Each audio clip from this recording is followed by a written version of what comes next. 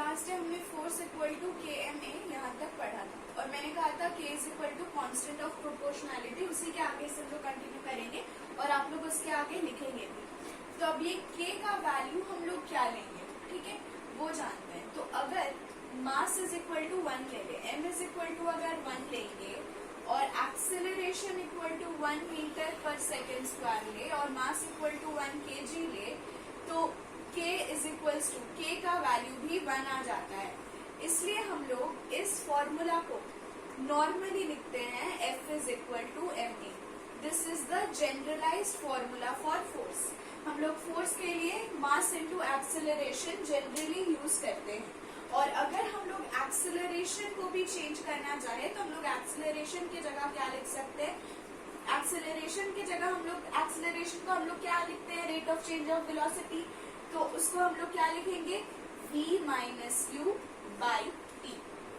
तो अगर फोर्स का हम लोग को एक और फॉर्मूला मिल गया तो क्या होगा, F is equals to M into V minus you by T. तो यहाँ से हम लोग को दो फोर्स का फॉर्मूला मिला, एक force is equals to mass into acceleration और दूसरा force is equals to mass into final velocity minus initial velocity by T. यहाँ पे आप लोग हमेशा याद रखेंगे और लिखेंगे भी, here v is equals to final velocity, u is equal to initial velocity, t is equal to time, ताकि आप लोगों को याद रहे। बहुत कोई मैंने देखा है आप लोग भूल जाते हैं। और फोर्स का हमने ऐसा यूनिट भी डिस्कस किया था। फोर्स का ऐसा यूनिट होता है kg metre per second square, क्योंकि kg होता है मास का ऐसा यूनिट और मीटर पर सेकेंड स्क्वायर होता है एक्सेलरेशन का। तो फोर्स का ऐसा यूनिट हो जाएगा kg metre per second square. और इसी kg metre per second square को कैपिटल N या न्यूटन से डिनोट किया जाता है। 1 Newton is equal to 1 kg metre per second square. kg metre per second square को ही न्यूटन कहते हैं। हम लोग नॉर्मली फोर्स को न्यूटन से ही दिखाते हैं, लेकिन अगर हमें कभी क्वांटिटी चेंज करना हो तो ही हम kg metre per second square में यूज करते हैं।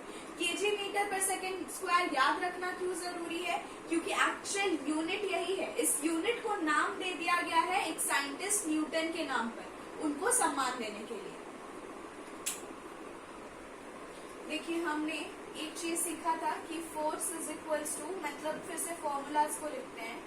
पहला फॉर्मूला मिला था force equal to mass into acceleration, दूसरा फॉर्मूला मिला force equal to mass into v minus you by t, ठीक है। इससे हम लोग फोर्स का रिलेशन अलग ये सारी क्वांटिटीज के साथ निकाल सकते हैं। पहले ही हमने देखा था कि force is directly proportional to mass, मतलब मास जितना ज्यादा होगा कोई बॉडी का, उस बॉडी पे फोर्स भी उतना ज्यादा लगाना होगा, ठीक है। Mass is directly proportional to force applied on the body, ठीक है। दूसरा क्या है, एक्सेलरेशन। तो force is directly proportional to acceleration also.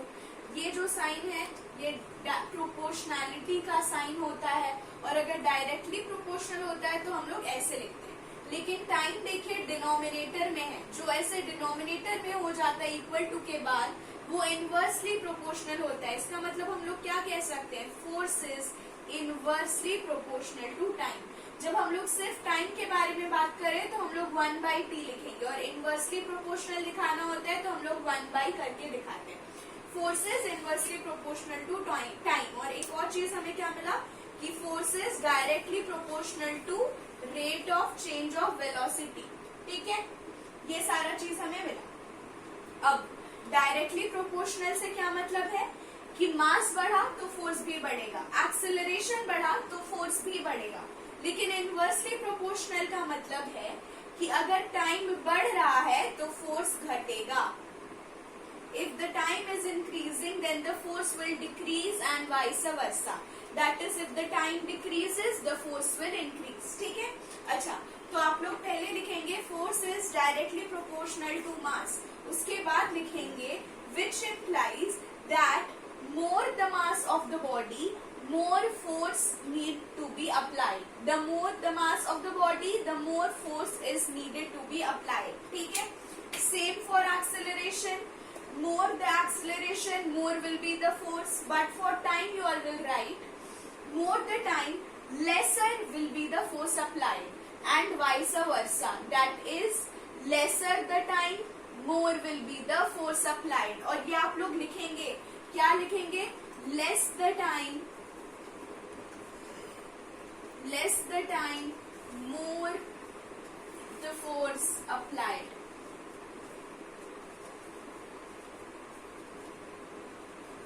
जितना कम समय उतना ज्यादा फोर्स लगाना पड़ेगा, और जितना ज्यादा समय लेंगे उतना कम फोर्स लगाना पड़ेगा. उसी तरीके से मतलब ये हुआ इनवर्सली प्रोपोर्शनल के लिए. जो भी रिलेशंस इनवर्सली प्रोपोर्शनल होगा, जैसे कि 1/, में दिखेगा फोर्स के या किसी भी चीज के अपोजिट में, वो इनवर्सली प्रोपोर्शनल का रिलेशन बोलेगा. तो मतलब एक बढ़ेगा तो दूसरा घटेगा, ठीक है. लेकिन जो डायरेक्टली प्रोपोर्शनल होगा उसमें दोनों साथ साथ बढ़ेगा या साथ साथ घटेगा.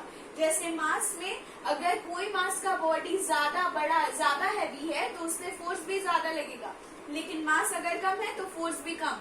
कोई बॉडी का एक्सेलरेशन ज्यादा है तो फोर्स भी ज्यादा लगेगा, एक्सेलरेशन कम है तो फोर्स भी कम लगेगा, ठीक है. अब ये चीज तो मैंने आपको फॉर्मूला से डिराइव करके बता दिया. अब क्यों बताया फॉर्मूला से डिराइव करके? क्योंकि ये याद रखना ज्यादा आसान होता है. अब इसका कुछ एग्जांपल्स लेकर सोचिए तो आपको इजीली समझ आएगा. अगर आप लोग सब क्रिकेट देखे होंगे, मोस्टली सारे बॉयज, और आप लोगों ने देखा होना चाहिए क्रिकेट, तो आप लोगों ने देखा होगा कि जब कोई फील्डर बॉल को कैच करता है तो वो यूं हवा में ही नहीं कैच कर लेता है, थोड़ी दूर अपनी हाथ को लेकर आता है और तब फिर वो बॉल को कैच करता है. क्यों? क्योंकि वो थोड़ी दूर लेकर आएगा तो टाइम ज्यादा लगेगा उसको बॉल को कैच करने में, और जितना ज्यादा टाइम उतना कम फोर्स. उसने ज्यादा टाइम लगाया बॉल को कैच करने में, उतना कम फोर्स उसकी हाथों में लगा, और जितना कम फोर्स लगेगा उसको उतनी कम चोट लगेगी. तो यहाँ से आपको ये तो समझ आ रहा है होगा कि टाइम क्यों बढ़ाया उस फील्डर ने, क्योंकि वो टाइम बढ़ाएगा तो फोर्स कम लगेगा तो उसको चोट कम लगेगी. एक और बहुत अच्छा एग्जाम्पल है जो डेली लाइफ में भी यूज होता है, दैट इज हेलमेट का पहनना. हमें लगता है कि कैसे ही हमारी सेफ्टी बचा देगा, तो हेलमेट नॉर्मली क्या करता है कि जब कोई स्कूटी या बाइक चला रहा होता है इंसान, तो अगर उसका एक्सीडेंट हो जाए और वो गिर जाए तो उसको चोट अगर सर पे लगना हो तो वो हेलमेट क्या करता है, हेलमेट का जो स्पेस है बीच का, वो फोर्स जो हेलमेट पे लगा, वो फोर्स आपके सर तक पहुंचने में वो हेलमेट वाला जगह टाइम को बढ़ा देता है. और जब वो टाइम को बढ़ाता है तो वो फोर्स कम हो जाता है आपके सर तक पहुंचने में. कोई गिरा तो उसके बाद हेलमेट की वजह से टाइम ड्यूरेशन ज्यादा लग जाता है धरती से फोर्स को पहुंचने में उसके सर तक, इंसान के सर तक. इसीलिए हेलमेट पहनना इम्पोर्टेंट होता है ताकि वो टाइम ड्यूरेशन ज्यादा हो और फोर्स कम लगे किसी के सर पर.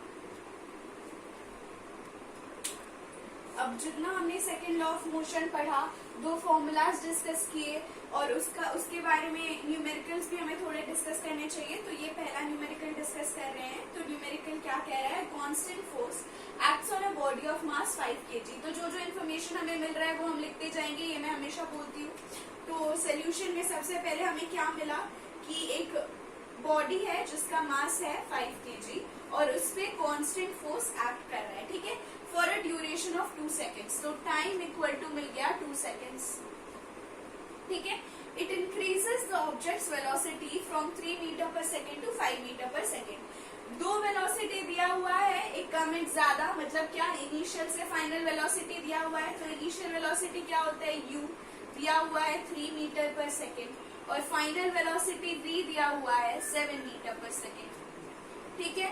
Find the magnitude of applied force. तो पहले इतना ही पढ़ते हैं, उसके आगे वाला बाद में पढ़ेंगे.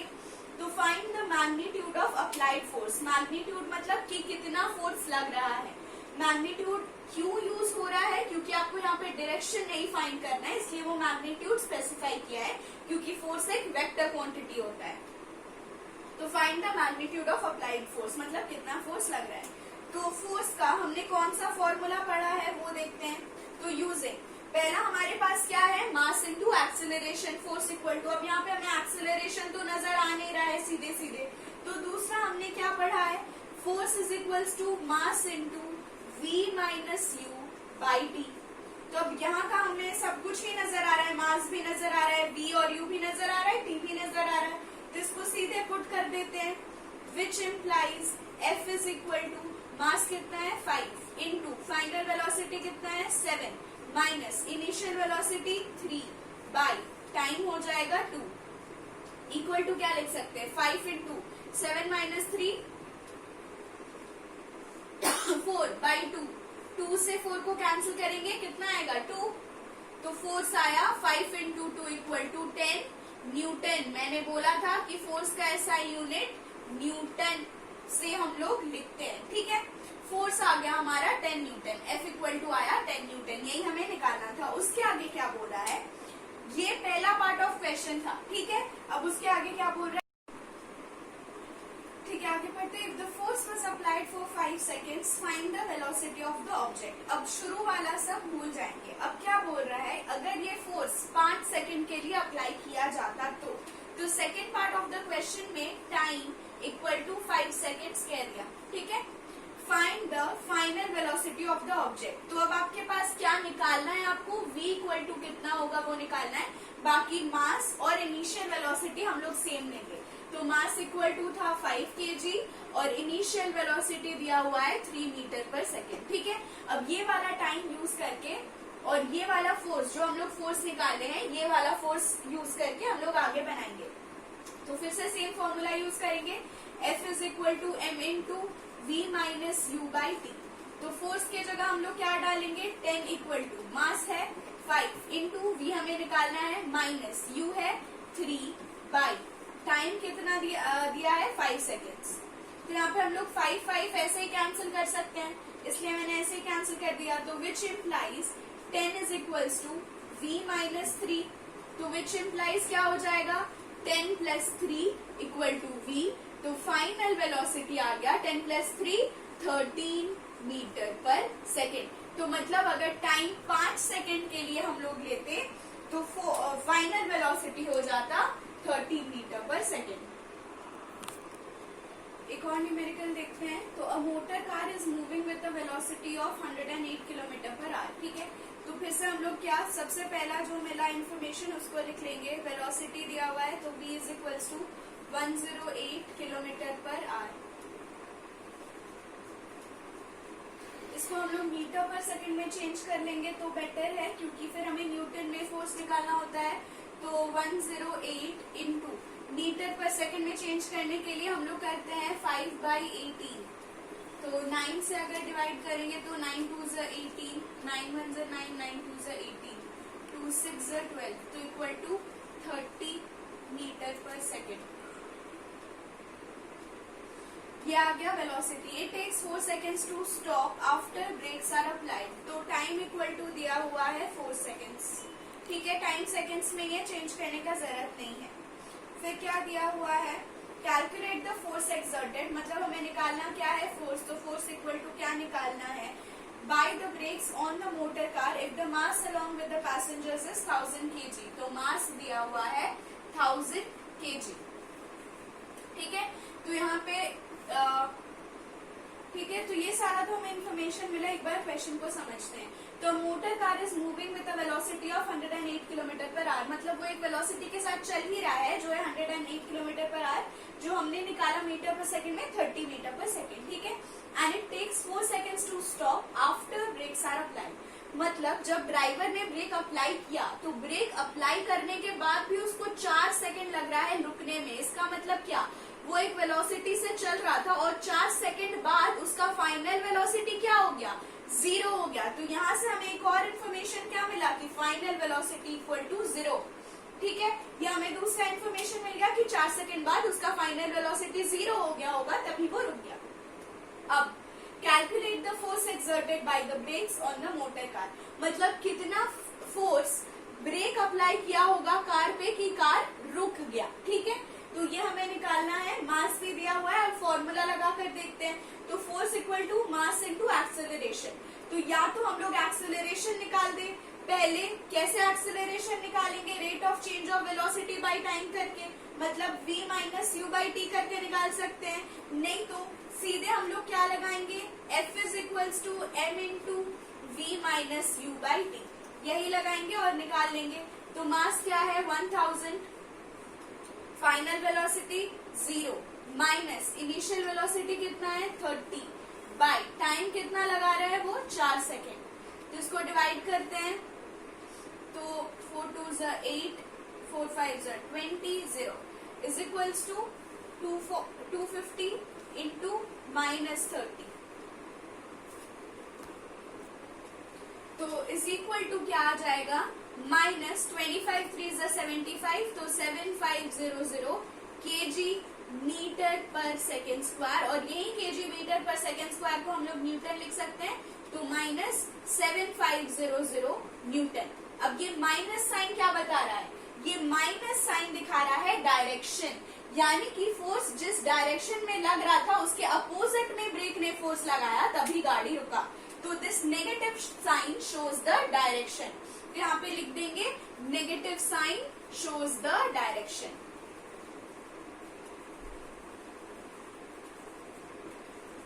इसका मतलब क्या कि जिस डायरेक्शन में मोटर कार चल रहा था ब्रेक ने फोर्स उसके अपोजिट डायरेक्शन में लगाया, तभी हमें यहाँ पे माइनस मिला। अगर उसी डायरेक्शन में लगाया होता तो फाइनल वेलोसिटी 0 होता ही नहीं और फोर्स हमें पॉजिटिव मिलता। ठीक है।